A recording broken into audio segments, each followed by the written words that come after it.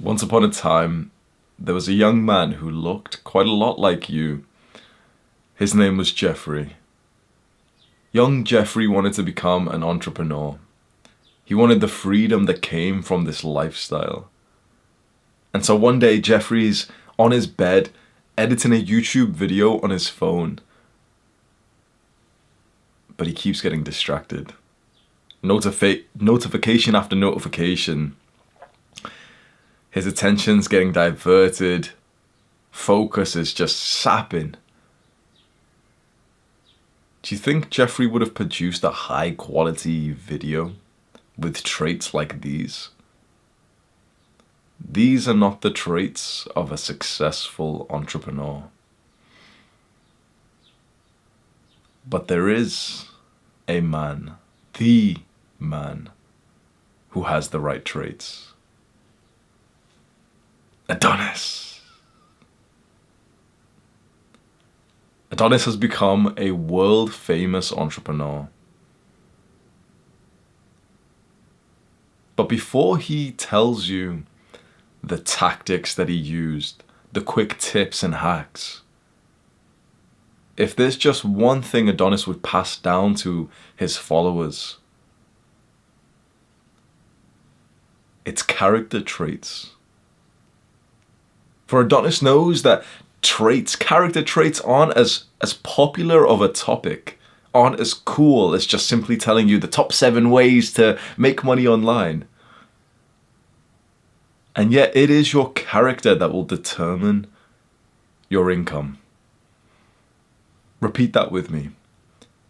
It is my character that determines my income. And so Adonis helps Jeffrey improve his character as an entrepreneur. Jeffrey's finally focused. He's making high quality videos.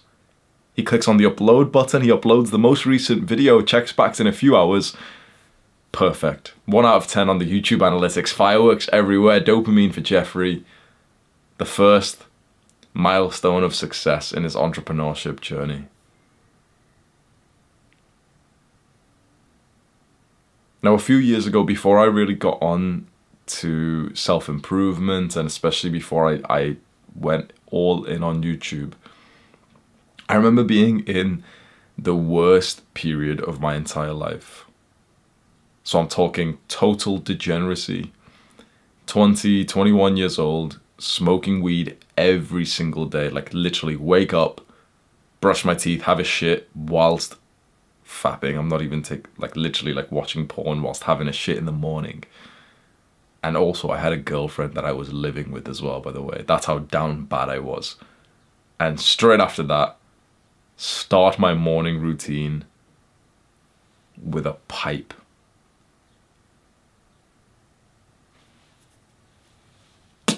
I'm not even taking the piss, bro. That was my entrepreneur CEO morning routine a few years ago, hitting the crack pipe. But there was this one particular day, I'm trying to get more into entrepreneurship. So imagine, okay, this is me from 3 years ago, 4 years ago. I'm getting into entrepreneurship. I know that that's the path that I want to take. I don't want to live like everyone else.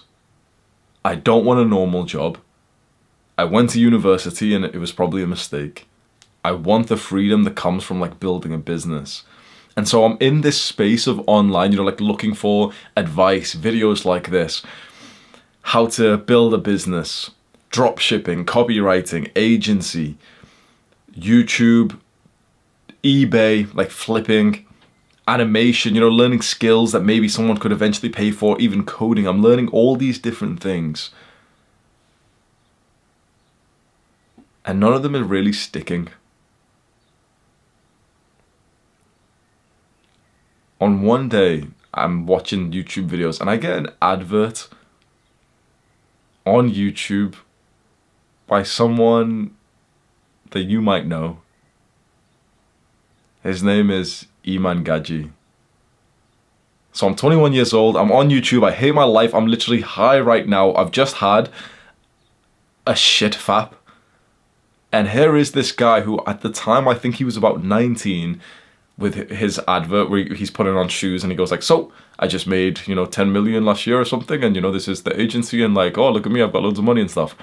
I looked at him like, you motherfucker, you're lying, you're scamming, you've cheated your way to the top. There's no way that you're younger than me and you've made more money than me. I was filled with resentment and hatred for someone who was doing better than me in the game of entrepreneurship and money. Because in my mind, I couldn't even conceive that someone wasn't, like, other people weren't broke. So every single time I saw a video of someone talking about how much money they were making, it would just register as like a lie in my own brain, because I didn't have the humility to realize people are actually out here making a lot of money just because I wasn't. And if we fast forward a few years from then to around 2021, the YouTube channel starting to take off. I've released my course. I have classes on Skillshare. I remember me and my dad took a trip to Portugal. Just like a few days we went. And on that trip, I got an email notification from Skillshare that they had paid me $6,000. It was at that moment where I'm in like the middle of like close to the pier or I don't know, like we were in Portugal and there was like some beautiful water nearby, and we were just there next to loads of people in some tourist attraction place.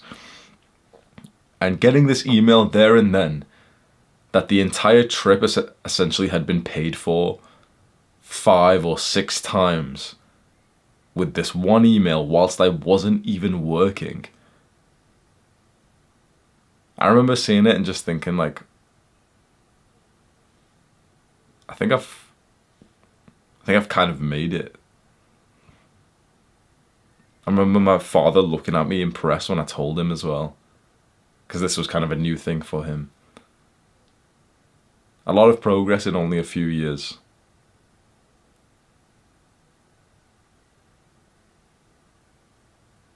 Again, I can tell you the specific tactics, by the way. How to build a business, the 7 side hustles that you need, all these things.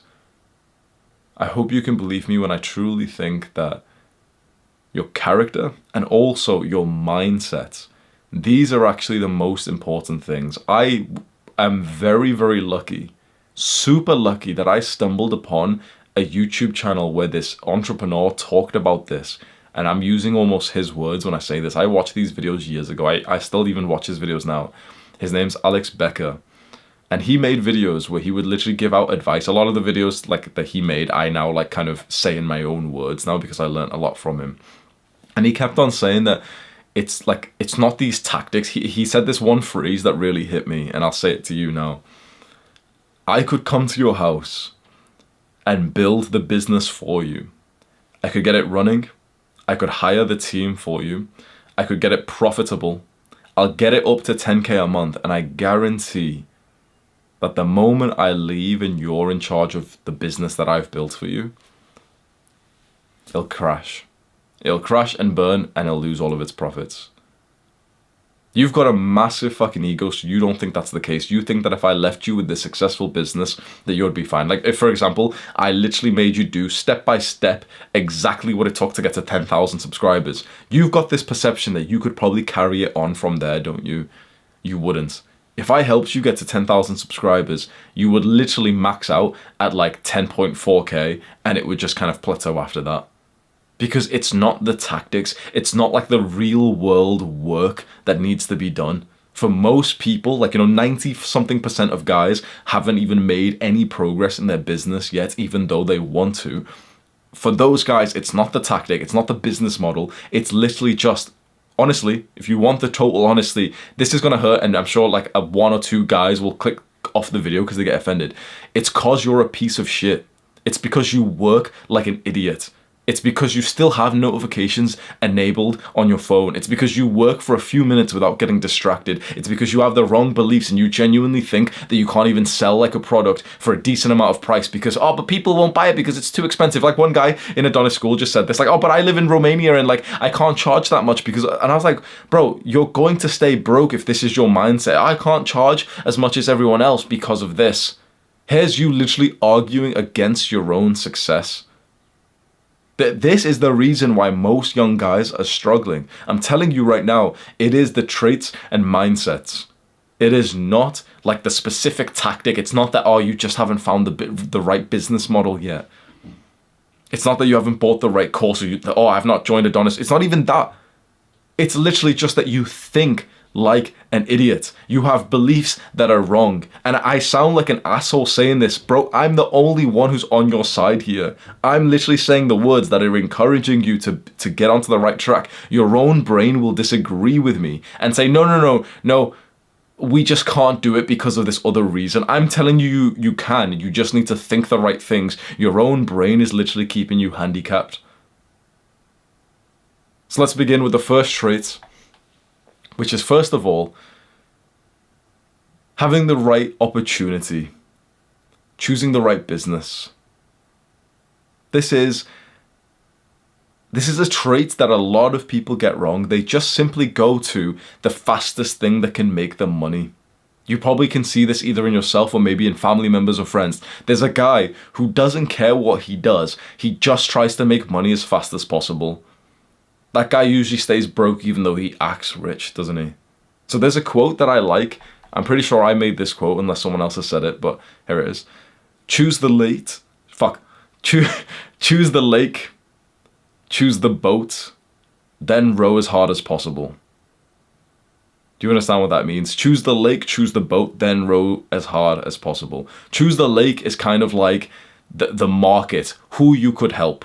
The boat is kind of like the vehicle to your wealth, and then row as hard as possible is kind of like, okay, now work hard. Because if you try to work hard on the wrong lake, in the wrong boat, then there's no point. You're in the wrong category. You're swimming in the wrong direction. You only want to work hard when you've actually got the right thing set up. The issue is, especially for a lot of brown people, they'll get a shit business model, vehicle. Like, for example, just like making their own corner store or Uber or some things. And everyone can act like little bitches. Oh, but Hamza, these people are really like, yeah, sure. But they probably have got higher ambitions than that. So we need to call them out, because I'm almost speaking to like myself here. If you choose a shit business model to begin with, if you choose like a shit vehicle to wealth, like the fastest one that comes out because you've got this poor trait of impatience and low standards, then suddenly if you're just working hard, you're working hard on the wrong thing, you're working hard on something that genuinely will max out at about $70-$80 a day. That's it. Now for some people, that sure, you can say that, oh, but that's still really nice. But the truth is, we're not here to make $70 a day. Even the guy making $70 a day who's providing for his family and it seems so wholesome, if you asked him, all these like fucking cretins online will defend like that type of person saying, oh, but he's being, he's really providing. But if we asked him, he would say, no, please teach me how to make more money. So we need to speak like this and almost have this kind of demeaning attitude for us not achieving our greater ambitions. We need to speak like men. If you go and see the bitches who comment underneath my community post when I call guys out for being weak, and all of them like, oh, but guys, you don't have to work so hard. I'm like, how the fuck did you stumble upon my channel telling other guys you don't have to work so hard? Rat? Fucking, no, what's the term? Crab in the bucket? If there's a guy telling you you don't have to work so hard, that your ambitions don't need to be so high, that you're doing really well when you're not achieving your highest goals, if there's a guy who's saying that to you, slap him in his fucking face and never speak to him again, because he hates you and he would happily fuck your future wife when you slow down. That's the kind. If there's a guy who's telling you, oh no, it's okay, you don't have to push yourself so much, Hamza's being toxic, he's like, he's just being a bit too extreme, think to yourself that this is the type of guy who would genuinely try to fuck your future wife, because like when you slow down a bit and you've got an extra 10 pounds, from like the compounding result of like following his advice of being a bit easy on yourself. When there's a guy who's genuinely telling you you can do better, you can achieve more, you need to work harder, do you not see who's on your side here? And still, the amount of people, like these few cretins who will comment, who will disagree with this type of message and tell other guys, oh, but guys, remember, Hamza's a bit extreme, you can still keep playing video games, you don't have to be that extreme. That's literally the kind of guy who eventually will just tell you like, oh, bro, yeah, it was just a mistake, man. I tried to like, I messaged your wife a picture of my dick because I thought, she was, that's the type of guy. I know this is a side tangent, but it would serve you really well if you look out for the men who are only like utterly telling you to just level up. Utterly, just that's what their message is, that they are telling you that you should expect more from yourself. If you visualize the race of men, we're all in this like 800-meter race. This is the race. All of the things that you want in life, the rewards of life, women, sex, money, the car, status, everything. It's at the end of this race, and you get an equivalent amount determined by your position in the race. Not even an equivalent amount, sorry, because results in this race, like the rewards of life, kind of compound to the winner. You know, number one gets 90% of the bounty, or 95% of like the rewards, and number two gets like 4%, and the rest is distributed amongst like essentially the losers, even though they're not seen as losers in the modern day because we're all so weak and liberal.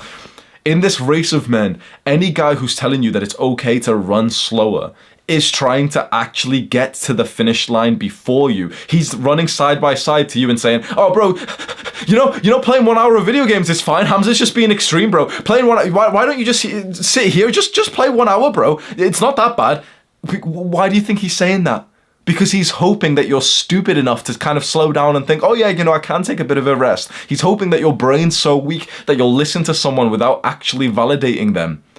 And then you'll slow down and you'll be behind him. And there was your future wife at the finish line.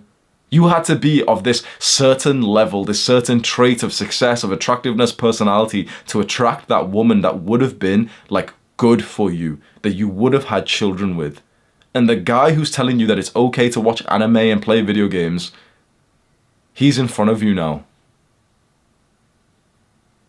The guy who's telling you that, oh, but Hamza's advice, Andrew Tate's advice, Brian Johnson, Alex Hormozi, you know, these rich guys and these successful guys who are telling you like advice on how to level up, and they're telling you somewhat extreme things compared to the Jeffreys of the world. There's other guys who are telling you that this is too extreme, that you should take it easy. Those guys genuinely, this isn't even an exaggeration, those are the kind of men who will genuinely try to fuck your future wife. This is not an exaggeration.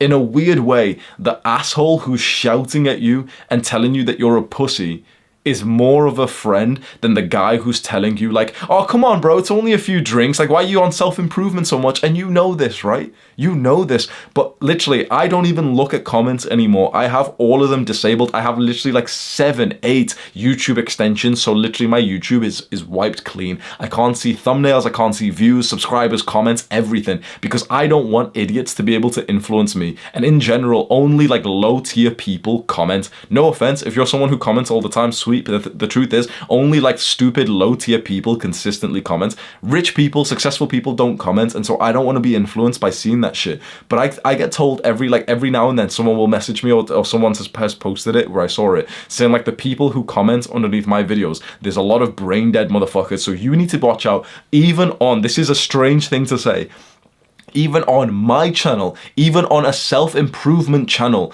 be careful of the comments underneath it, because some people literally, like there's a few people who don't even watch the videos properly, who literally aren't even on self-improvement. They'll go and comment underneath trying to get you to slow down in this race. Think about how malicious that is. These guys literally aren't even on self-improvement. They don't even like work hard or you know, watch my videos or even like me, and they'll come to every single video disagreeing with my message and telling you to slow down.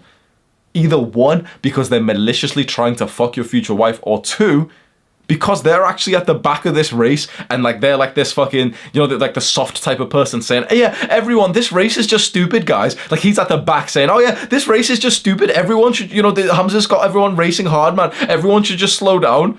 Why do you think he's saying that? Because he's way at the back. Are any of the winners, bro? Imagine any winner that you've ever looked up to, some athlete, LeBron James, any winner, any rich guy. Have they been telling anyone to slow down? Has any winner ever told you to slow down in this race before? So when someone, you need to like, this is something you need to keep in mind. Anyone who ever tells you to slow down in working hard and achieving more and having ambitions and working on your purpose and mission, anyone who ever speaks in the tone that you should take it easy is either one, maliciously trying to hurt you and trying to take what was supposed to be yours, or two, he's far behind you, worried about his future position. When there's a guy who's literally spilling his secrets to you and telling you how to level up faster, you know that that guy, quite frankly, is such a winner that he's not even that scared of the competition. Think about how much competition I've bred for women, money, YouTube, everything with the things that I've taught here. Because I've taught hundreds of thousands, millions of guys how to build muscle, how to improve your mental health, how to attract girls and text girls and hold eye contact with them. These are competitive things I'm teaching you, because this, I sound like, a bit of a boastful person. This is what winners do. I heard a story of either like LeBron James or one of these guys, Michael Jordan, where they would literally end up teaching like people, like other players on the enemy team, some tips every now and then. They'd practice together. You might have seen this in like some guys in UFC that like they'll probably end up fighting each other eventually, and yet they'll literally practice with each other. That's what winners will do. A winner who's literally going to compete with you will literally still give you advice on how to be better. A loser who's far behind you will tell you to slow down, because either one, you're making him feel insecure, or two, he's actually kind of like hoping that more guys slow down so that he can like take what was going to be yours. Apologies for the rant, I just needed to say this. I have a full video somewhere on my channel which is about like stop letting other men fuck your future wife, something like that. You might want to watch that if you're interested in this conversation. So I told you about that quote, choose the lake, choose the boat, then row as hard as possible. How should you choose the right lake and boat? I actually learned a fantastic tip from the first book I ever read, like the first self-improvement book. The book was The Subtle Art of Not Giving a Fuck by Mark Manson. And he said something very interesting. He said, don't think about the benefits of the thing that you want. Think about the problems of the thing and ask yourself, would you actually like to solve them? What this means is, right now, you're trying to figure out, okay, which path should I take?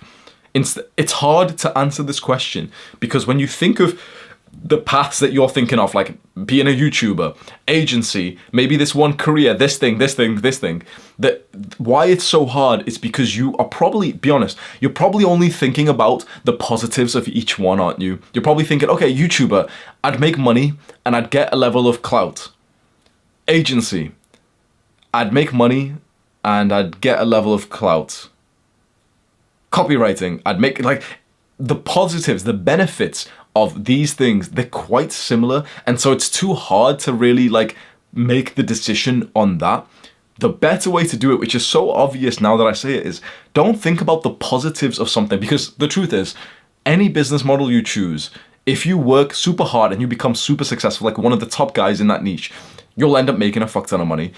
The more important thing to do is choosing the one that you actually could stick to long term, and the way you do this is by asking yourself, what are the problems that you want to solve?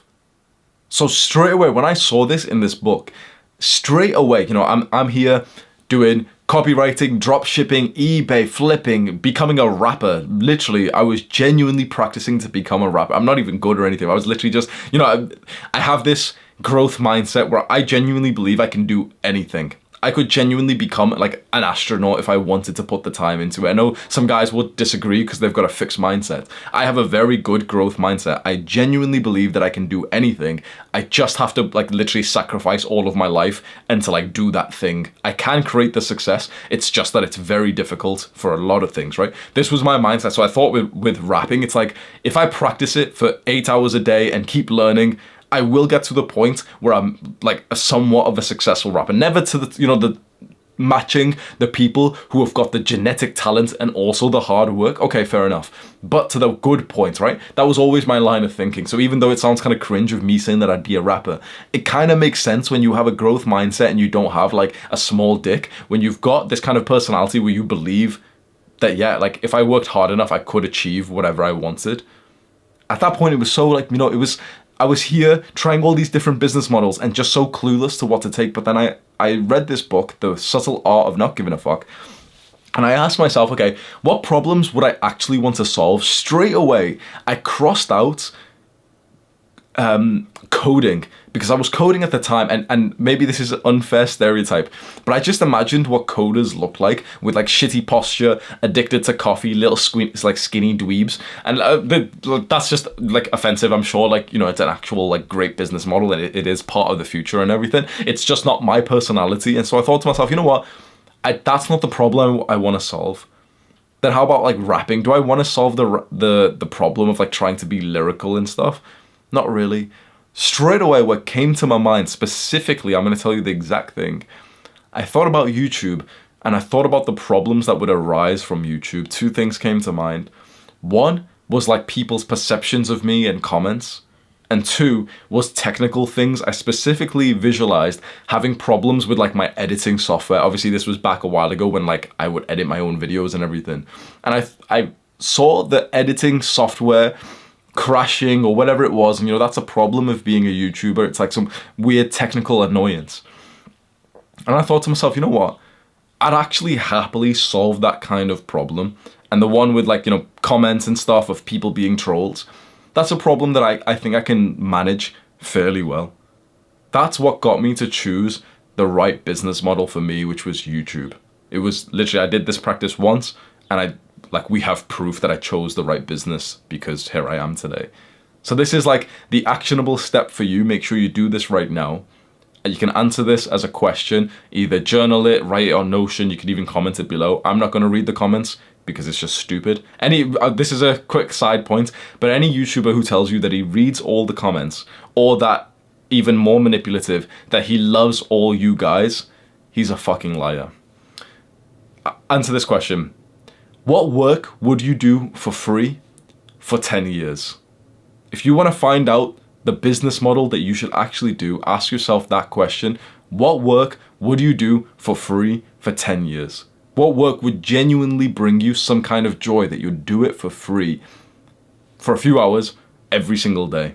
The answer might not come out to you straight away. What I might ask, another question is, what have you done which is somewhat like work, but you've just done it for fun recently? So for example, you could be a guy who's really into fitness, and when you meet a guy who wants, you know, he's got some fitness goal, but he's not really sure how to do it, you end up coaching him, you end up giving him advice. So maybe you could become some kind of health coach, fitness coach, personal trainer. It's a good question to ask.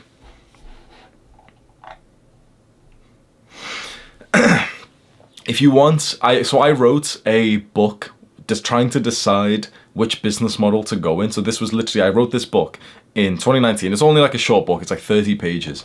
In 2019, I wrote this almost like a guide on how to actually start your first business, especially if you're currently studying or working a shit job that you hate. I wrote this guide before I had even done this myself, almost like, you know, I was writing myself the guide to follow. I ended up following the guide exactly how I wrote it. And it really did work. And that is the reason why I'm here today. It's a 30-page guide. You can have it. It's the top link in the description. I won't say you can have it for free because you need to enter your email address in there. And when you do give me your email, I'm going to spam you with a lot of stuff. I'm obviously not going to spam you, but like I send out an email every now and then when I've got some kind of announcements. I have like a product where I help entrepreneurs, so you might be interested in that. And then this book is, you can just go get it right now. It's the top link in the description. The second trait of entrepreneurs who create a good level of success is accountability. I made my first ever habit tracker around that same period that we're talking about when I started to become an entrepreneur in 2019, early 2020. I made my first ever habit tracker. I had a couple of basic self-improvement habits, meditation and gratitude. And then I also had a couple of habits in terms of working. I think I literally just had the block for like work, for example. I made this habit tracker. I'm going to stick to it. This is the new me. I'm on self-improvement now. It's all going to be good. I smoke weed, ate sugar. Those were part of my habits as well, actually. And I come back the next day. Here's the habits that I'm supposed to hold myself accountable to. For the box of didn't smoke weed, I tick it anyway. For the box of no sugar, I ticked it anyway. I came to my own habit tracker and lied in there. I felt like a little bit of shame whilst I did it. And I can't even logically explain to you why I would have done that. It's just that there is a fear and a pain to hold yourself accountable. Now, if you can relate to that, maybe you haven't done the exact same thing, but you can relate to this, this feeling of almost wanting to forget the time that you failed. That's actually a really bad thing. You want to know from what I've learned about myself, but also from other like high level guys like Eman, Chris Williamson, Ali Abdal, some guys that I've been able to network with.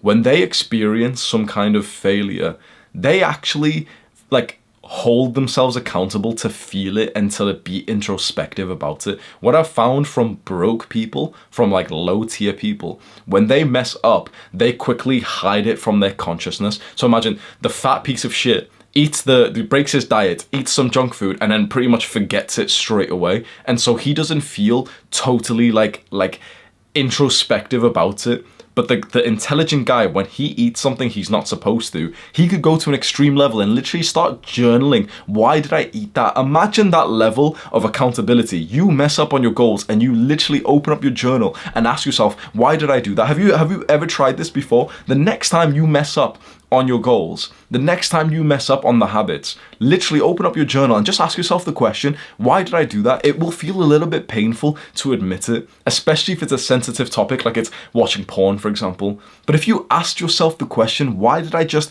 relapse even though I didn't want to? Instead of you just saying like, oh, well, it's day 0 and, I'll still try and get to day 90. If you really hold yourself accountable and say, I failed my goal yesterday, why? I think you'll be a lot less likely to fail the goal again. Making habit trackers, putting them up on your wall is a fantastic way to hold yourself accountable. In fact, the way that I hold myself accountable, like you can't see too much. This is just like pages from a calendar just to kind of like remind me of where we are in the year. But a lot of my wallpapers here, I'll show you very quickly because I've never really shown them before. See that? So I've got them all. Maybe one day I'll walk you through exactly what I've got up there. But a lot of my papers on there hold me accountable to my goals, to my habits. And I think accountability is a very important part because I didn't make any real progress to being an entrepreneur up until the moment when I actually came back. The first time I did this, I came back to that same habit tracker after I had, smoked or ate junk food, wherever it was. And I saw that box that I really wanted to tick because I didn't want to hold, the truth to my failure. And I didn't tick it. And there's a pain associated with that. But that pain truly leads to growth. Because once you start to fill out this habit tracker in truth and honesty, and you see the days that you've missed, you start to realize like, oh shit, it plays more on your mind and you start to actually work harder on it.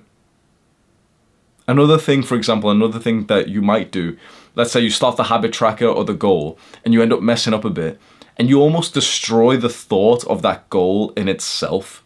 So for example, a fat guy could start the diet, mess up on the first day and kind of delude himself to thinking he wasn't even on a diet for the next few days. Or you could start the habit tracker or the goal, not do the work that you were supposed to do, and then just abandon the habit tracker and just not look at it again just because it's like, oh yeah, I'll go make a new one soon.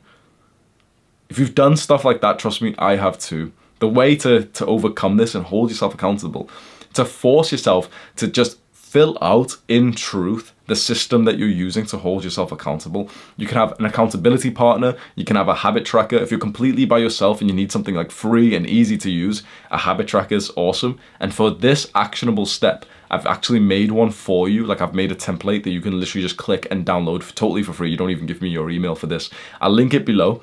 And it's on Notion, so just click on the duplicate button in the top right, and then there's like a gray button that you can add more habits to. So I made that just for this video, just so like it's easy for you to make your own habit tracker.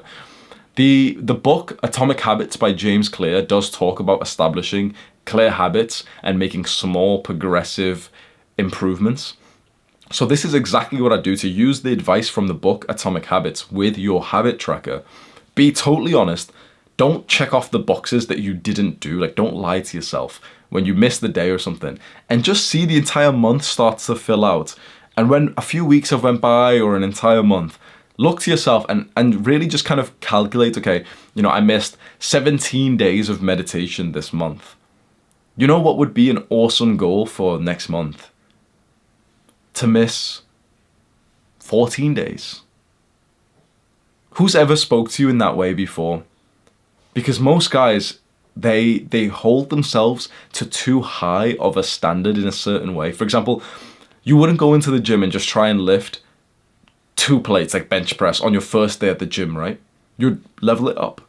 But when it comes to self-improvement habits, a lot of people don't follow the same mindset. They think to themselves that they're not gonna, like, they're on NoFap every day of the month for every month for the rest of their lives. NoFap's like a really popular one where people have a stupid mindset. People genuinely like get onto NoFap and they just assume that, like, if you imagine NoFap as a habit tracker, they assume that every single day is going to be checked off, but that's totally unreasonable because that's like coming into the gym and deadlifting 3 plates to begin with. You can't do that. You've got to start off leveling it up, right? So on the, let's say you had a habit tracker for NoFap, for example, or reading or deep work for your business. The first month could literally just be like your goal could just be checking it off for 5 days for the month, which I know sounds quite small. But if you increase that by 5 each month, before the end of the year, you'd have a full, complete month of absolutely 0 days lost, and you've progressively overloaded to it. The guy who sets the goal to just check it off every single day never makes like good progress until he changes his mindset. He just constantly gets to like day 2, day 3, messes up, and then to him it's like that's actually really bad because he couldn't mess up. He couldn't miss an entire day this month for his goal. If you told yourself that you could miss 25 days this month but still hit your goal as a beginner, and you end up, for example, checking off 10 days because that's still relatively reasonable, suddenly you just doubled your goal. You feel awesome, right? Because your goal was like to check off 5 days. You've checked off 10. You feel awesome. So not only do you need to hold yourself accountable, but you also just need to have somewhat realistic beginnings. This is not me, trying to tell you to slow down in the race or anything. This is, for example, if me and you were racing in that analogy I used before, this is me seeing you sprint, but kind of like smash your heels on the floor with poor form. And I can tell that you're going to like run out of energy very soon. So this is me telling you, bro, we're going to sprint soon, but just pace yourself for now and fix your running form as well, because we've still got a large amount of running to do. Pace yourself for a little bit first. Let's like improve your form and stuff. Let's teach you some things. And then there's going to be a good time to sprint, and I will do that alongside you. The third trait of entrepreneurs making 10K a month or even more is focus. This is where I think a lot of people, still those on self-improvement like yourself, mess up. I can almost guarantee that your focus is nowhere near the level it could be, just simply because you have not followed a couple of quick tips. Focus is honestly all about like the very quick tips that you can just start right here, right now. So remember that YouTuber I told you about, the entrepreneur, Alex Becker? He made a video. He's made loads of videos actually on focus. And he had mentioned that he focuses really, really well, and he works and does more work in one day than most people do in a week. That was like a quote of his that I liked. And when I first heard that, I thought it was like a bit of an exaggeration. He does more work in one day than an entire week.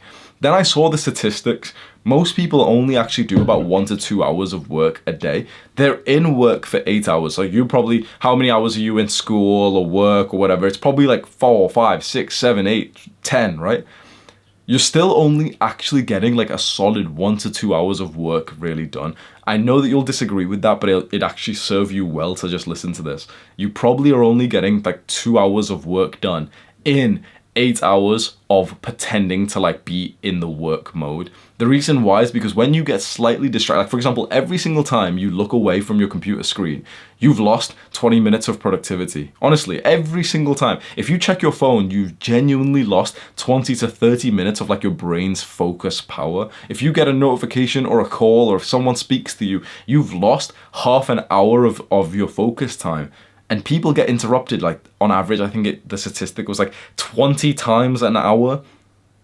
And that's you, opening up the random page just for no reason. That's you like, being on the internet for some reason and then just like seeing something that looks kind of nice and you end up clicking on it by accident and you just lose your focus. This is your brain, just, you know, your monkey brain just mind wandering.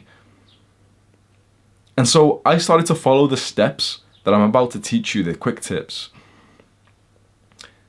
And there came a time when I woke up and I recorded 7 YouTube videos before 12 o'clock. I was uploading daily at the time. Do you see what that means? I woke up, recorded 7 videos, all in one day, well actually before midday. And 7 videos is a week's worth of work. I did a week's worth of work before 12 p.m. in one day. Exactly what Alex Becker had said. When on that day I realized he was not actually exaggerating. There's levels to like your work, your focus, not getting distracted. And really the easiest tips, we'll go through them right now. You're probably going to disagree with some of these. I highly recommend that you just realize that if you do have some kind of limiting beliefs in your mind, it's not really you who's saying this, it's more the addictions that have been placed onto you. Because tip number 1, put your phone on silence, do not disturb, and maybe even airplane mode as well. This is your actionable step. Go onto your phone and actually go onto the settings, go onto the notifications, disable the notifications, disable them. So these are 3 things you can do right now. Put your phone on silence. So on iPhones, it's, you know, that button there, boom. Put your phone on do not disturb mode, where you scroll down and you press the blue, like little moon button there. And then also go onto the settings, search for notifications, go through the entire list of apps and disable those notifications so that when or if you have to use your phone for work, there's no notifications. You won't get any. Like literally, if I scroll down, it's only like an app that, for example, is just a new app that I haven't actually done this new setting on. But I don't see, even when I scroll down, guess what? When I scroll down like this and you see the notifications, I still don't see Instagram notifications. I don't see Twitter. I don't even see messages, WhatsApp or anything. You know why? Because if I'm using my phone, I want to see those things when I specifically clicked on the app for those things, right? Because I can't believe the amount of guys that won't take this tip for whatever reason. It just comes down to FOMO. These social media companies, these like tech companies, have convinced you that if you don't reply fast, that you'll be seen as like this low status guy. It's actually the other way around. When you don't reply fast, you're actually seen as a bit more of like a high status man. But I have genuinely, I'm saddened because my advice must not be good the way that I'm saying it. I've got to take responsibility. I have genuinely, I believe, never seen someone use this advice. I have never seen someone actually have their phone as productive as mine, including like successful guys. And it blows my mind because this is the easiest way for you to just focus. Silent. Do not disturb, disable all the notifications. When you want to see your WhatsApp messages, click on the WhatsApp button. But you should not see them pop up onto screen or be in your notification center when you didn't plan to see them. This is common sense to me. I've done this for literally 3 years and I promise I would not be here today at this level of success if I had not done this, because I get, quite frankly, quite easily distracted. Don't fucking bullshit. You do as well. I can't believe that there's still some guys watching who won't do this. I'm sure that pretty much everyone who actually respects themselves is doing this right now, because this is your actionable step. If you want this video, but also all of my videos to help you, you've got to take a little bit of action. This is a fast thing that will genuinely change the future of your life and your work. put it all on, like do not disturb, silent, disable the notifications. Your phone should literally, I literally have, people with iPhones would know this. If you like rise your phone like this, your screen will come on. If you tap your phone screen at the screen, I've disabled that shit. Like I want my phone to be as like manual as possible. I want to see the screen when I literally press this power, like this button once. I don't want to see the screen for any other reason. I don't want to move my phone and straight away the screen comes up and there's a notification, there's a text from someone. That's like literally saying to yourself, I'm an idiot, take away my focus because it's not that good. I don't respect myself. Fuck that. I literally have set these precautions because I respect myself, my time, and my focus. And if you do, then you do the same thing. Now, you may have a limiting belief. What if someone really needs to call me? What about emergencies? Apple, I don't know about brokey Androids, I don't know about like other phones, but Apple actually has this feature that if someone calls you repetitively, it will still go through all of your silences. So that's absolutely fine. I believe if you've got airplane mode on, it won't, but you could still have your phone on silent and do not disturb mode. And if someone calls you a few times in a row because it's an emergency, then your phone will still light up. In 3 years of doing this, we've never had an emergency, which obviously like we're lucky for that and stuff, but I think it would serve you really well. You might have a ton of limiting beliefs right now. In fact, if you do have some limiting beliefs, I do kind of want to know them. I'm not going to read the comments, but like find a way to like let me know. I don't know, email me or something. But it would really, really be a good tip for you to implement.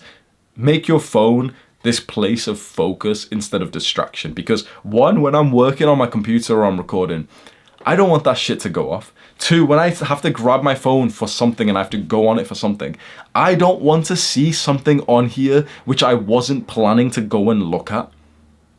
Do you understand the mindset here? It's like, if I want to go and see my text messages, I want it so that I can only see my text messages when I click on that specific app. I don't want it to pop up when I'm doing something else. You're training yourself to have like ADHD, like some shit attention span, and then you're wondering why you've scrolled down to the comments 4 times in this video. You're wondering why there's a rise of like TikTok and YouTube Shorts. It's because of people like you who refuse to like just take action on this. That's the first tip. It's for free and it's literally so quick for you to set up, and it will genuinely save you so much of your focus. If you have any respect for yourself, like I really think you should do it.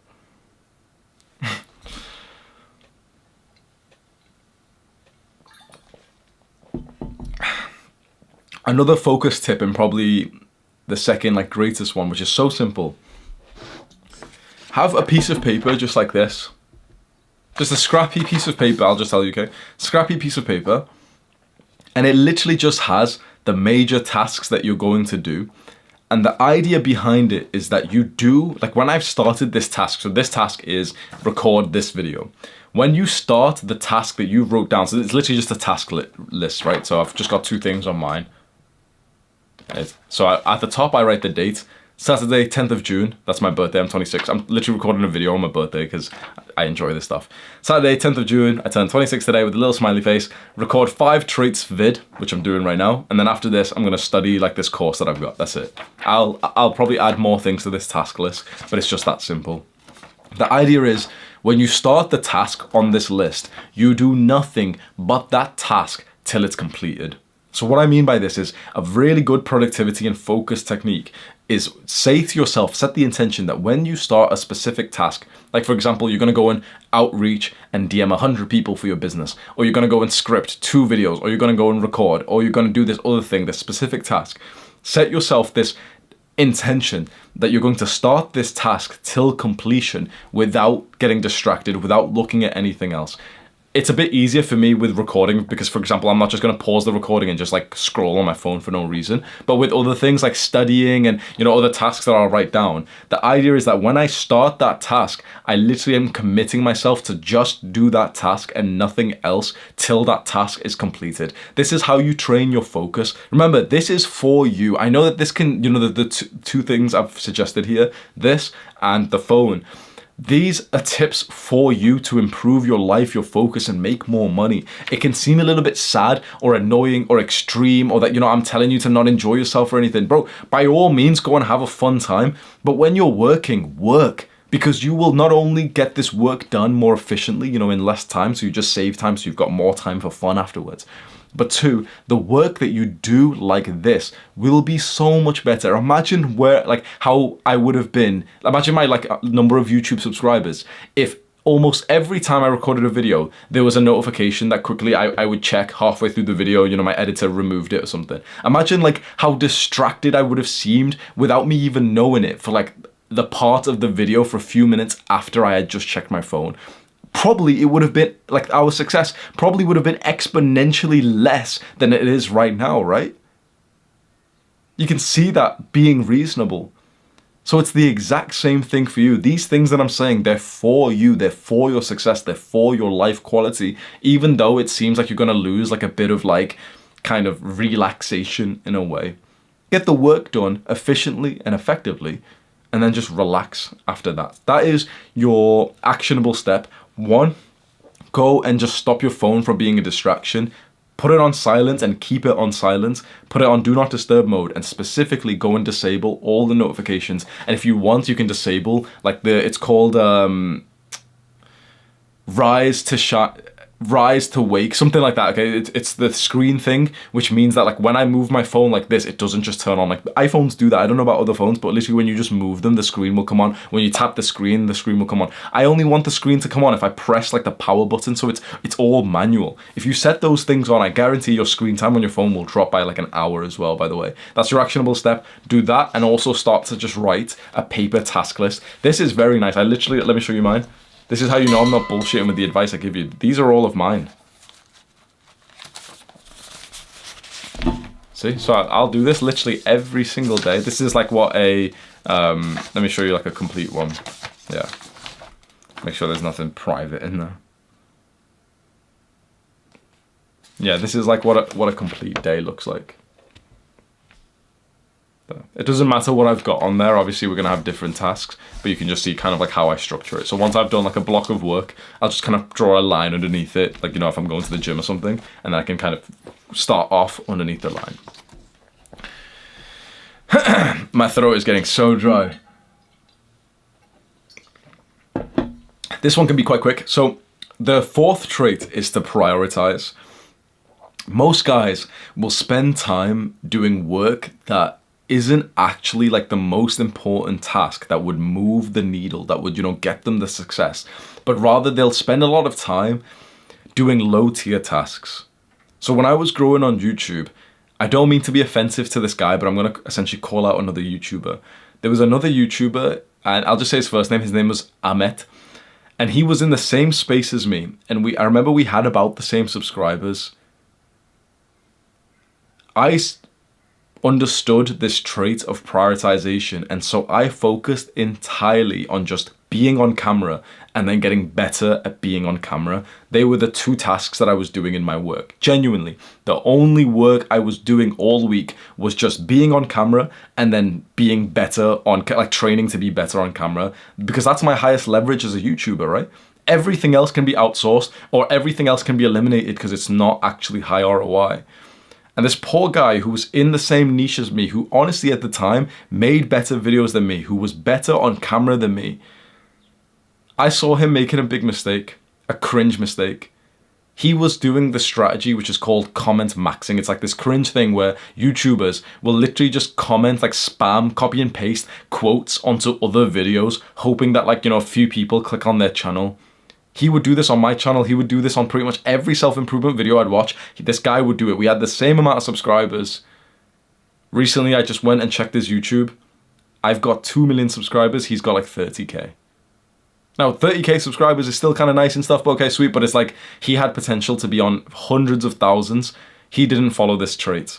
I don't mean to call him out in a bad way. This is just me again, looking at the guy who's in the race and telling him you're smacking your foot wrong, bro. Let's focus on the right thing. You don't want to be the guy who's left behind because you're focused on something else. Let's say in this race, let's say just in a normal race, the objective, the priority is just to run to the finish line, right? Would you be in this race and start doing lunges on the way there thinking, oh yeah, but I'll build up some of my quads? No, it's a race. Just fucking run as fast as possible, right? That's the priority. This is something that a lot of guys don't get, and I think it comes down to procrastination. You don't do the task that should be the priority because you procrastinate like a little bitch, and you'd rather do the thing that's easier. You'd rather go on ChatGPT and like ask it some bullshit rather than actually just sitting down to record the video. If you're a YouTuber, you want to know my like $10,000 coaching tip? Like if you paid me 10K and I was like assessing your life to be a better YouTuber, you want to know what it is? Stop doing everything apart from recording and training to get better at recording. If you're doing any other task, you will get destroyed in this competition. That's it. Just record videos and train to get better at videos. If you're doing any other task, you're wasting your time and you're going to be a shit businessman. Prioritize the tasks that are absolutely essential that you must do. Outsource and eliminate everything else. I only record videos and I only train to get better at recording videos. That's it. Stop making your logo. Stop like wasting time pretending to like network with other people. Collabs don't work in like the modern YouTube space. If you needed me to tell you, collabs are low tier. No one gives it. The only collab that will actually like be worth your time is when you collab with a guy who's so much bigger than you that at that point it's not even a collaboration. It's more like he's literally just giving you subscribers. Apart from that, there's nothing you can do which is higher leverage than literally just record the video. So for whatever business it is that you're getting into, you need to know what I would call the priority task. You must answer this question. What is your priority task? The way to answer this question with our actionable step is to answer this question, right? If you could only work for 2 hours a day, what tasks would you do? I got this question from Tim Ferriss's book, The 4-Hour Workweek. If you could only work for 2 hours per day, max, that's it. Just 2 hours, then you literally can't work anymore. What would you do? So as a YouTuber, if I was hearing that, I'd say, okay, record videos and like train to be better at videos and maybe speak to my team a little bit. Okay, you've got a couple of priority tasks there. But now let's just, even though it sounds like common sense, let's just really figure out the priority task for you. This is the major question that changed my life. If you could only work for 2 hours per week, what would you do? Genuinely, really imagine that. Literally, you could only work for 2 hours per week. You'd probably want to do those 2 hours like all in one day. Imagine you could literally only work for 2 hours per week. What task would you do? For me, I would do absolutely nothing apart from just recording the video. That's it. Right? Because if you imagine in my perspective from my business, that's the only thing that cannot be outsourced. It can't be eliminated. It's the thing that only I can do. No one else can be on camera. It's way better than me spending time on my fucking email newsletter like a dweeb like everyone else spends their time on. Right? I'm telling you, bro, all these other tasks that you're doing, they will actually reduce your success. You think, like, so you found out the priority task, which is the answer to this question. For YouTubers, it's recording videos. Now, here's the problem. You have this bullshit mindset where you think that there is a little bit of a benefit if you do the other things, so you may as well do the other things, right? So you're thinking, Amit, unfortunately I have to use him as an example. He's thinking, no, but I get some subscribers from comment maxing, from spamming shit quote comments on other people's YouTube videos. Yeah, sure, you get a couple of subscribers like that. There's a tiny benefit doing that. But by doing that and having your brain in that space and having time invested there, you're actually losing way bigger success because you're not focused on the priority task. The any benefit mindset will kill your success. I will say this again, the any benefit. What that means is like, if there's any benefit to doing this thing, a lot of people will do it without asking themselves, what's the most important thing that I could be doing? You need to ask yourself that question 20 times a day, especially if you know you're prone to working. You probably won't admit it, but like an idiot, working on these stupid small tasks that might give you some kind of benefit, but they literally are so insignificant compared to just being better at the main thing. You need to identify your priority task and just invest entirely onto making that better. So as a YouTuber, this would be, okay, record videos consistently, spend time practicing the video that you're about to record, spend time training the skills of influence, persuasion, social skills, storytelling, get coaching for all those skills, get training for all those skills, practice those skills, read books on those skills, instead of fucking updating your logo. instead of commenting on another YouTube. Bro, like I said, no one smart comments. No one smart comments on another video. It's so rare that like a big YouTuber who's actually like a smart, intelligent guy will comment. It's like every now and then, you know, when the guy's having a shit, he'll write like a nice comment. You know, like Ali Abdal has wrote like 2 comments on my page. I've wrote some on his. That's a bit different. It's like, okay, it's so infrequent. But no one smart comment maxes and posts a fucking quote for like another YouTuber's page to try and get 3 subscribers per quote. I know, because I used to do that shit before I made this channel. When I had like a little gaming channel and I would spam just comments and like for like and everything. No one smart spends their time like that. You need to identify the priority task and commit yourself fully to just mastering that task and only that task. Your small dick mindset will kill your success because you won't want to focus on that task. Why? Because it's hard. Because it's hard and it's uncomfortable and you have to set things up and it drains your brain power, and you'd rather just delude yourself into thinking that you work hard for 10 hours a day when actually you don't have to work that much. You literally just have to focus on the hard thing that you could probably only do for like, you know, how long can I record videos for? 2, 3, 4 hours a day max, and then your throat starts hurting and then you don't need to record for an entire week. It's kind of like anti-hustle culture because it's kind of like boring to say like, yeah, I only work a few hours a week. Don't waste your time on tasks that aren't even important. This is such a key trait of successful entrepreneurs. The most successful entrepreneurs do this extremely well. This is why I have a lot of respect for Iman. I've seen the way he works. He doesn't waste his time doing bullshit tasks that other people can do. Most of his work tasks, when I stayed at his house and I saw this, most of his work tasks is literally just him going on to calls with his team to kind of be a team leader now, because he's got people who are better than him in each individual role of the business. That's what I'm transitioning into now. I'm still the one on camera like Iman is, but it's like we've got people who are working for us who are actually becoming more skilled at those micro tasks so that we can just focus on like the main things that only we can do, which is like being a team leader, being on camera. That's the actionable step. Answer the question of, if you could only work for 2 hours for the entire week, what task would you do? Once you've got the answer to that, prioritize that task.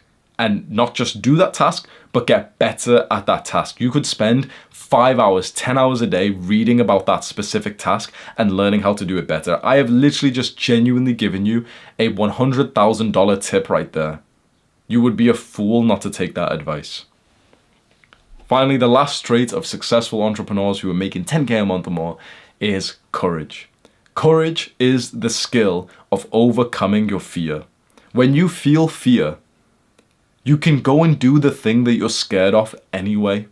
When you do the thing that you're scared of, that is courage. Courage is not that you don't feel fear. Courage is that you feel fear, but you do that thing anyway. This relates so much to not just entrepreneurship, but masculinity in general. If you open up your copy of The Way of the Superior Man onto chapter 4 and then also chapter 8. 4 and 8 will tell you about something called edge. What the author calls edge, we can say is fear. You can translate edge to fear.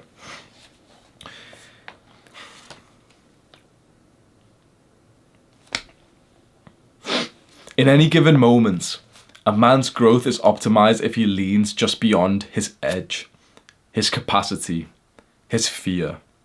Your growth will be optimized if you lean just beyond your fear. What this means, you can go read those chapters, chapter 4 and 8 of the book, The Way of the Superior Man.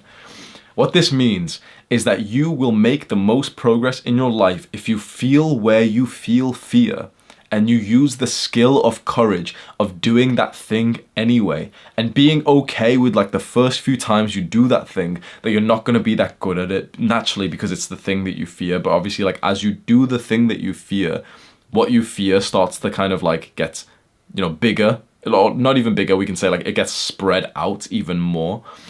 So in a practical setting,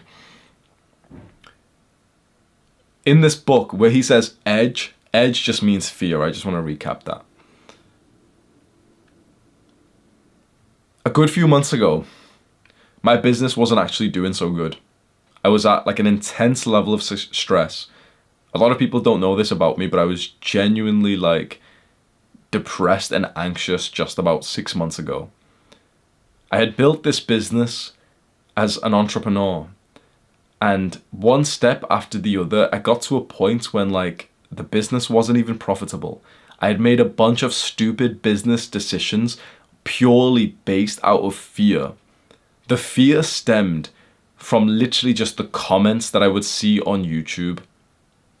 I got so influenced by the comments that people would leave underneath my channel, especially the comments I would see on other people's channels, especially when it came to being a businessman and making money. In the modern day, that's not seen as like such a good thing. It's like a crazy thing because you're watching this as like an entrepreneur and you think it's an awesome thing for like another guy to be an entrepreneur and businessman, for me to be giving you this advice. But in the modern day, like the sort of liberal, woke West, skinny neck, weak, broke people, they hate the idea of entrepreneurship and business, and especially like creators becoming entrepreneurs. And so every step that I took towards entrepreneurship and making profit in this business, every single time there was a couple of comments that was probably literally from like stupid 14-year-olds who are currently having a carb crash, who watch porn, who would comment like, oh, I see Hamza's a businessman, he's a scammer. Those comments would scare me. Like I would see them and I would feel so much pain from like seeing something like that, that then I literally got like so much fear when it came to thinking about making profit from the business, making a product to sell, that literally we got to the point when my business was genuinely failing. I had almost 2 million subscribers and I literally wasn't even profiting much, and I had to literally borrow money from my sister for the business. Imagine that, I'm 2 million subscribers, I'm like this ultra successful guy and everything. I had to borrow money because I was so afraid of making a product that I could sell, because it was just, there was fear involved, because I just thought, oh, you know, the comments will go proper negative. Turns out that there's like literally like 3 guys who just comment some bullshit, and all the rest of us actually appreciate entrepreneurship. Like, you're here because you want to make more money, you're here because you want to achieve financial freedom. Me too. And so you're probably thinking, like, you know, if you just evaluate this video, you're probably thinking, okay, Hamza's dropped some like nice wisdom here, this is quite a nice video. Imagine when I tell you that I was scared of making videos like this. I was scared of making like a product to sell to like help entrepreneurs because of what a unidentified, potentially 14-year-old might comment. It sounds stupid, but when you say your fear out loud, it usually does sound stupid. For example, with speaking to a girl, there's a girl that you like over there. You feel the fear in that you don't end up speaking to her. But if you spoke it out loud, I'm scared to go over there because the guy to the side, who I've never seen before, who I'd probably never see again, he might look at me from the side of his eyes, and that kind of scares me. Imagine if you said that fear out loud, you'd feel like a fool, right? I'm scared to go over there because she might not really be such a nice person, and I'm scared of what this 110-pound little girl might say to me. I'm scared that she might say that she's got a boyfriend and it might be slightly embarrassing. If you say your fear out loud, you sound like literally such a pussy, and you realize that your fear was totally just illogical. And that's exactly what I needed to do. And so when, you know, I literally moved back to my parents' house, even though I had like 2 million subscribers, and it was with a friend named Andrew Kirby. It was when he sent me like a Loom video of him kind of reviewing like the product I was selling. I was kind of like, I had like a couple of these like kind of shitty products that I just wouldn't ever really mention, but I didn't want to make like a big one that I could publicly say to you, like, oh yeah, this is the product that I sell and I'm super proud of it. So he was kind of reviewing them and he was saying, oh yeah, you know, they're kind of good and you're making like 20k a month and that's really good and everything, but with your audience, you should be making a lot more, 10 times more. And he had this like enthusiasm for entrepreneurship, which it just clicked, and I really needed to see that. And suddenly I realized like exactly what the problem was. I just had the belief that I would be like a bad person, that I'd be seen as like this horrible businessman if I released a product that helped entrepreneurs, like, you know, like sort of newbie entrepreneurs figure out which business model to do and to make them more productive, improve their sleep and everything, essentially helping like use self-improvement productive, like proactively to help an entrepreneur so that he can go and do the work, and then also help him with specific businesses like YouTube and everything, right? I thought that I would have been seen as like a bad person for doing that. And in some ways I have. There's been a couple of people who will literally comment every now and then, say, oh, Hamza's, mentioning an Adonis school and that's like a scam or something. It's like, bro, how is it a scam? You've never bought it, so you've never even been inside. There's 500 and something guys inside of it who literally are like happy to be there. So you can't call it you can say that it's too expensive for you, and I apologize for that, but it's the price point that I genuinely believe is the right way. You can say it's too expensive for you. You can say that you're not interested. But then when people use like insults, that genuinely kept me in such like a bubble that I didn't want to see those comments. That, I know this might be hard to comprehend. The fear of a 14-year-old commenting something like that genuinely kept my business at 10 times smaller than it could have been. Because the moment I overcame this fear, starting with Andrew Kirby sending me like a bit of encouragement, enthusiasm, and then he started to help me with ideas, and he helped me, he connected me with this other guy called Victor, and these guys are really good at business, and they helped me make this awesome product that I'm really proud of. Suddenly I'm making 10 times more money, not even exaggerating. Suddenly I'm genuinely making like over 100K per month consistently. And I have like no expenses. I live at home with my parents and I love it here because I literally just get to wake up and just work all day and I fucking love it.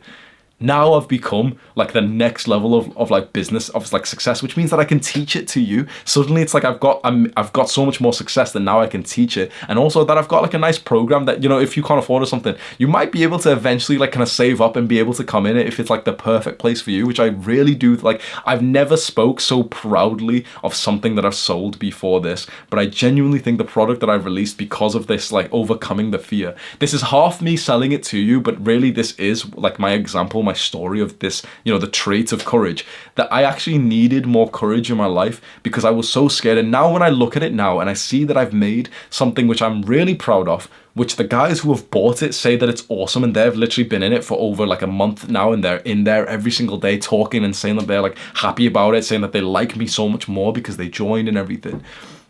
I've done that. I've made a fuck ton of money. I've connected with like a bunch more like businessmen and everything. I've had a fun like work task. It's been purely positive. And when I think about the fact that I didn't do this because I was literally just feeling fear, it blows my mind. And so this is the last big trait that I just want to really help you with. Fear will keep you living this life of mediocrity, the life of like an average man who's scared to, for example, quit his full-time job and everything. If you're interested, just quickly, the concept of quitting your full-time job because you want to build a business is exactly what my ebook is about. It's like 30 pages. It's just like the guide that's linked in the description. It's the one I mentioned before. Inside of that, if you're interested in Adonis School, once you get that ebook, I send you a couple of automated emails after that where I link Adonis School. After like 2 days or 3 days, you get no more emails from me. I don't even send like weekly emails or anything. So the idea is like you get the book for free, you get this like entrepreneur guide and everything, you see like 2 emails or 3 emails from me for over the next few days. Then after that you get like no emails from me at all, unless if I manually send one out because there's something that I want to announce. Maybe the next time I do that will be like for my book that's coming out in a few months or something like that, right? And yeah, so maybe fear is holding you back right now. And so this is a really important time for you to question yourself. What fear are you feeling which could be holding you back from creating more success? When it comes to your business, for example, what is the fear? And so the actionable step for this trait is to do Tim Ferriss's fear setting exercise. Tim Ferriss is the author, the entrepreneur that I mentioned before. He's the one who wrote the 4-Hour Work Week. You can literally hear how dry my throat is getting, bro. One sec.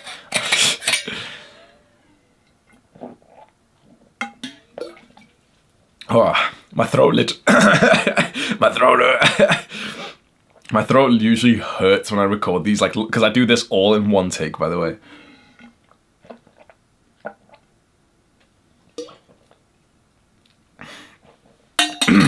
Quick water break and posture break. Join me, bro. Cheers, bro. If you're interested, like the reason why I record these long videos all in one take, it's just because when I was going through my entrepreneurship journey and there was someone who was at the level of success that I admired, I would wish more than everything that they would just press record on a camera and just speak to it and just tell me things about business, money, their mindset and everything. Unedited, no music, no random fucking sound effects and all this stuff, like, you know, distracting. I just wanted like this rich, successful guy that I looked up to just keep talking, saying valuable things with no interruptions at all. And I thought to myself, yeah, well, why don't I just do that? I wanted to stop uploading, you know, like the quick 10-minute videos where each point is only like 1 minute long, and you know, it's those videos get a lot more views, by the way. These videos still get a fair amount, and I hope that, you know, chances are if you're watching this, you're like a total fan of mine.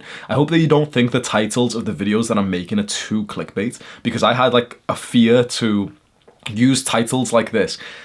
They're kind of like, they make me cringe a little bit, but at the same time, they just perform so much better. And the way that I see it in a wholesome way is like, if using titles like this, you know, the top 7 ways to become an entrepreneur and how to full guide to making $10,000, you know, it seems, I don't know if, like, it seems a bit clickbait to me. Maybe it doesn't to you, but even if it does, like, I just realized, well, like, if more people are watching these videos, you're literally just giving the people what they want. So, you know, as a good entrepreneur would, it's not about what you think, it's about what like the target market thinks. If more people are watching videos where the title is something like this, it makes sense. And I think that, you know, usually these top 7 ways videos, which are like 10 minutes long, usually they're kind of shit, because it's just like, oh, number 1, meditation. Meditation's when you do this. Number 2, good sleep. Good sleep. You know, they're so short that you don't actually learn anything. I hope that with my format of the long, unedited videos, when I do it like a clickbait video, which is like the top 9 ways to make money and stuff, it's kind of still valuable because each point is like 10 minutes long. And so it's kind of like 10 mini videos where I'm literally just spilling like the knowledge that I have, the wisdom that I have, so that hopefully it helps you. I hope that you understand that, because I prefer making videos just like how to make money, you know, just like simple titles, but it's not about what I want. It's about what the guys I'm trying to help actually click on. And it's certainly 100% videos like this. So let's do Tim Ferriss's fear setting exercise. This is the last actionable step, and then we can end the video and I can rest my throat. So his exercise is very simple. You just get a piece of paper or a table in like a document, and you split it into 3 rows, and you want define, prevent, and repair. Define, prevent, repair. Define is what you write, what could go wrong. So when you think about the fear that you have, maybe you title the page, the fear I have is, for example, using clickbait titles like this, right? That's the top fear headline. What could go wrong? What could go wrong is people could think that I'm clickbaiting. People could be slightly turned off by the titles that I'm using. The titles that I'm using might not get that many views. So you start to write down the things that could go wrong on that side. Then you go through the prevent one is, okay, well, how could I reduce the likelihood of that like the definition stuff happening? Well, I could still make a really good life-changing video, even though the title is a bit kind of slightly immature for my taste. Which also makes sense because, you know, I'm 25 years old. I'm 26 now, literally 26 today. And I've got to a level of like, you know, like entrepreneurship and success. I'm on track to make multiple millions this year. Most people aren't totally relating to that. So it's like, I probably shouldn't be making videos for me. I should be making videos for like my younger self. And he would have liked videos with this type of title, right? So you start to fill out the prevent box, like the lines there. And you say, okay, well, how can I prevent the things that I've defined?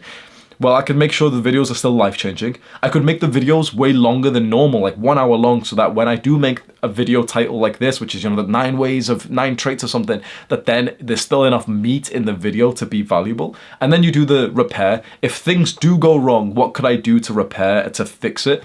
Well, if people hate these videos, then I could just go back to my like usual style. So you can do this right here, right now, as an actionable step. Before the video ends, you could just pause this video and do this. You go define, prevent, repair. At the top of the page, just write the exact thing that you fear. So maybe for you, it could be, I fear making YouTube videos because I don't want my parents to watch the videos and hear me talk about these sensitive topics. Define what could go wrong. My parents end up finding the video and they tell me not to make them anymore. My parents find the video and they're really aggressive and upset. My friends find it and they end up sharing it around in school or in work or something, and everyone's making fun of me. You start defining it. How could I prevent that? Well, I could make the videos and I could just talk about things that I could imagine that even if my parents or like high school friends saw, that it wouldn't be cringe. So I'll just talk about like some of the tame things for now, like fitness. And, you know, if my parents watch me in a video where I'm literally just talking about like fitness, it's not so bad compared to me talking about like no fap or getting girls or something. Another prevent could be, well, I can make it on a totally fresh Google, YouTube account, so no one should be able to to just kind of see it automatically because it won't get many views. How could I repair it? If my parents do see the videos that I make and they don't really like them, I could just speak to them like an adult and just tell them like this is the business that I want to get into. I could also just apologize. Worst case scenario, I could just private those videos and just move on with my life. So it's not like it's irreparable damage. If you do this exercise pretty much every time you feel that you fear something, it will do wonders for you. Now, it's the end of like the entrepreneurship thing, but I just want to give you a quick lesson on masculinity. This is the fastest way for you to discover your deepest purpose in life, which is literally 10 out of 10 important. The only literally the important thing of your life, the only thing that matters is your purpose, because the rest of your life goes a lot must be aligned to the purpose, including your family, your friends, your relationship, your diet, everything. So the most important thing in your life is like your purpose, your soul's reason for being on this earth. I'm not totally spiritual, but I am seeing the truth to arguments like that where we talk about like your soul's reason for being. I didn't even know like soul was a real thing, but I'm starting to like understand it slightly. So what I will tell you is the pursuit of becoming an entrepreneur will make you a lot more masculine, because you'll start to learn how to overcome your fear. Because in entrepreneurship, there's a lot of fear to get to the next level. And naturally, over time, you'll begin to get used to like overcoming your fear. I genuinely, if I heard this lesson 4 years ago, I genuinely would have made so much faster progress. I'm actually very proud of this video, of the knowledge I've gave you here.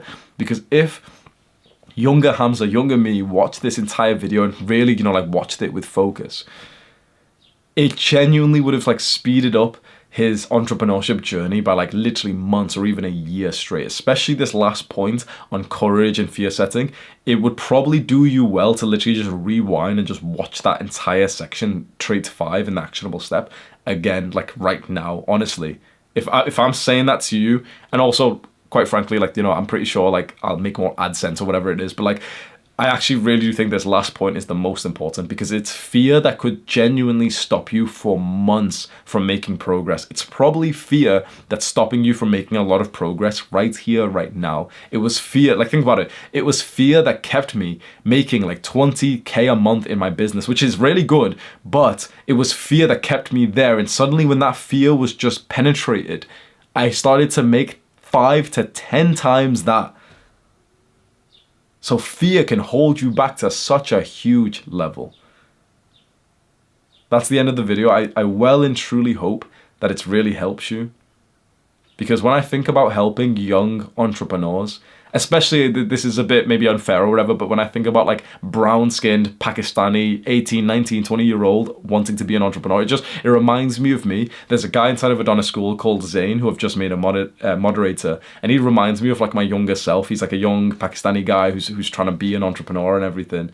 And I just think this journey is so beautiful. I journaled yesterday saying like, I'm actually so proud that this is what I've evolved to. At first, I started my YouTube channel with it just being about dopamine detoxing. Then I went into like the whole mental health, and I still think that's really important, mental health stuff. But I've got to the point now where this feels like the thing that I can really help young men with. I will still make videos on like testosterone and fertility, but those things are almost like outside of my scope. It's probably better if we listen to like researchers and stuff, and I'll still make videos about them because of what the researchers say and the books say. I can distill it down for us in a way that we can understand. But entrepreneurship and like making money online is something that I really have dedicated a few years of my life to. It's a problem that I've kind of solved in my own life, and I see how valuable and popular this topic is, of how many young guys there are out there who would rather be entrepreneurs than like normal employees. And I think that I can really like help the guys. And so I genuinely feel very proud of this video and also the work that we've done in general. Hopefully you've got to this point, you're an entrepreneur and you respect entrepreneurship, so you won't mind me just kind of pitching Adonis School to you. If you don't want to hear about Adonis School, you can click away, but like Adonis School really is the place for you. If you've watched all this video, it is like this private online community and also this platform that's completely separate. It's not a Discord server or anything like that. We're literally like the sole purpose we have with me and my entire team is literally just help like this young entrepreneur, like this one entrepreneur, like this wannabe entrepreneur, to start making money, but also to become so effective that he's actually good at working. So we literally have like a sleep coach who, when you join his live calls, he'll ask you a bunch of questions. Suddenly, like, your sleep becomes like 10% better, and you know the impact that would have on your business. Suddenly, like, you're more productive, you're more focused, you're healthy, your brain's better, you're making better decisions.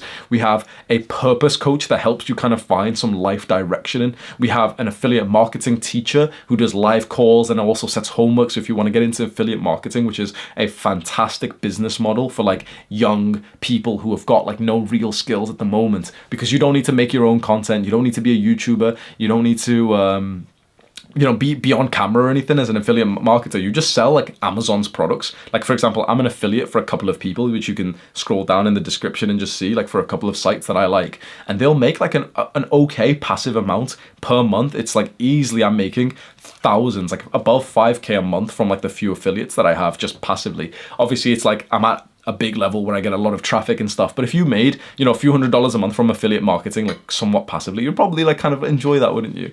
And then I do my own live lessons where I teach how to grow on YouTube, which, when you think about it, how valuable is that? You could learn from a guy with 2 million subscribers.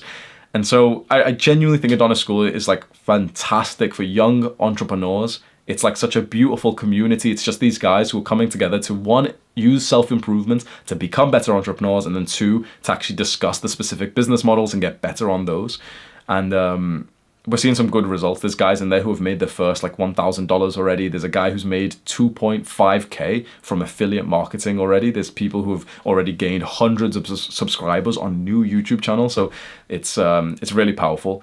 You can get to Adonis School. I've removed the links from the description now because I've set up like a new funnel. But if you haven't already, you can go and get that free like ebook. The free ebook signs you up to like email marketing thing. So you've put your email in there, get the ebook, the entrepreneur one. It's the top link in the description. Then about 24 hours after that, you'll get an email where I mention Adonis School. So that's where you can find the link from now on. I don't have it in the description because I think that this might be like a better funnel. I'll test this out and maybe I'll like update you just in case you're interested to make your own funnel and stuff. That's the end of the video. Hope you can appreciate it because my throat really hurts. If you have watched this far and you really appreciate this and you want to thank me for the help, the greatest thing you can do is click on the share button underneath this video. Get the link and just send this to like as many group chats or friends that you can, especially friends you know who are trying to become entrepreneurs, and you could tell them that you watched the entire thing, and you could tell them to maybe watch the entire thing. If you shared the video and we can just see like who has got the most people to watch it, that would be sick. Do the hard work, especially when you don't feel like it. Mwah!